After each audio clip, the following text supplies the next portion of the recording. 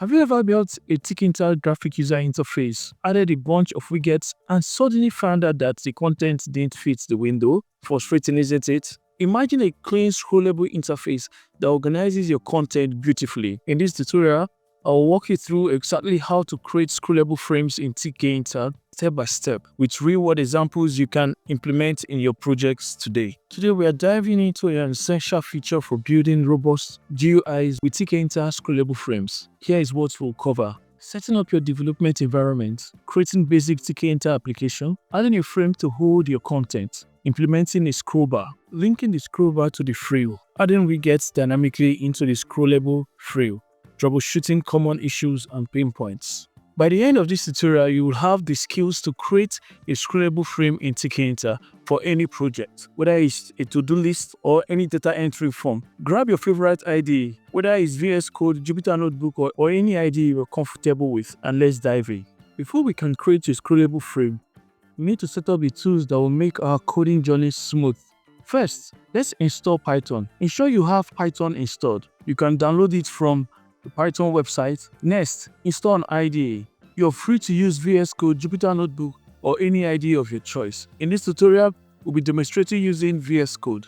Next, install Tkinter. Tkinter is included with Python, but you can ensure it's available by running the following code. If Tkinter window pops up like this, you are good to go. Now that we are set up, let's create the skeleton of our application. We'll start by creating a new Python file in our IDE. Name it scrollable_frame.py. Here is the base code. We first import Tkinter and give it an alias tk. Then we create the main application window, followed by the Windows title. Then we define the size of the window. Next, the .NET loop method starts the event loop, keeping the application responsive. Running this code shows a basic Tkinter window. Next, let's add a frame for our scrollable content. A frame is a container for widgets. Here is how you add it. A tk.frame widget creates a frame.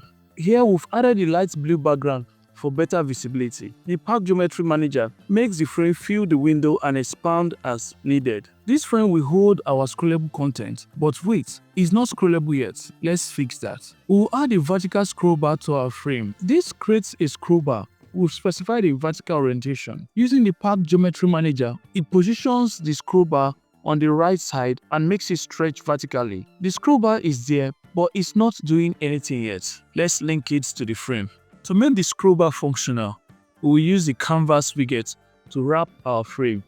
First, we create a canvas widget that supports scrolling. Then we call the Y-scrollbar command that links the scroll bar to the canvas. Next, we enable scrolling when the scroll bar is used, while this embeds the frame inside the canvas. Then we call the bind method, which adjusts the canvas scrolling region whenever the frame size changes.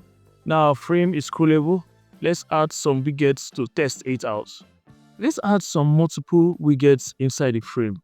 This loops to create 15 labels. Here we add a label with a unique text for each item.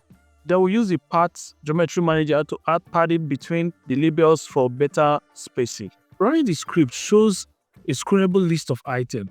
Here are some troubleshooting tips for scroll bar issues. First, ensure scroll region is configured properly in the config event, and check the geometry of your root window to ensure it's large enough. If you found this tutorial helpful, don't forget to like this video and subscribe to the channel.